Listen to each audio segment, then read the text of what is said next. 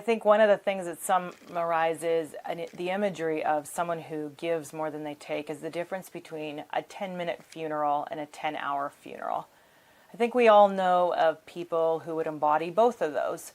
The 10-minute funerals are the ones that have been self-absorbed and self-focused throughout their life, many times dying bitter, hard deaths, not celebrated in their life. But the ones that live in such a way that they're giving more than they take, those are the ones where there's 10-hour funeral services. There's not enough time for people to get up and celebrate their life and to speak about what they did.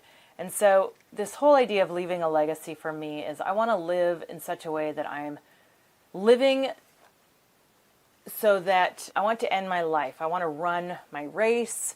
I want to run it well. I want to live in such a way that there's a 10-hour funeral and not a 10-minute funeral. I want to leave a mark on the world in the sense that I want to leave the world a better place than it was when I came, which I think embodies this idea of giving more than you take. As I pursued that personally, I have really looked at reverse engineering that and what kind of person do I need to be in order to live that way and die in that way. It really provokes this idea of who are you going to be? How are you going to live? What's the legacy you leave behind? What will people remember about you, if they remember anything at all? Giving more than you take is a deep lesson. There's a big connection between being self-focused and how well you live your life versus being other-focused. There's wisdom in being connected to the larger story, whether for some, like myself, it's a connection to God and humanity, and for others it might be just to humans and people in general, or just to nature, but perhaps it's to all three even. But the idea of being connected and part of that bigger story is important. The two great tasks of being a human is to learn to find yourself and then learn to lose yourself.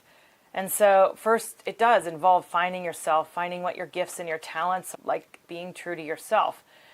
But it doesn't end there. It ends as you learn to lose yourself, to give up what you have for the greater good and for other people, and that you focus is on other people. And so I leave you with that today. I challenge you to not only find yourself, but learn to lose yourself. And I challenge you to learn to become less focused on yourself and more focused on other people around you. Because as you do that, you will learn to give more than you take in this life, and you will be well on your way to living more fully and more joyfully. And that's part of the focus of this channel and the focus of what I want to impart and challenge you and encourage you with, and that is to learn to thrive.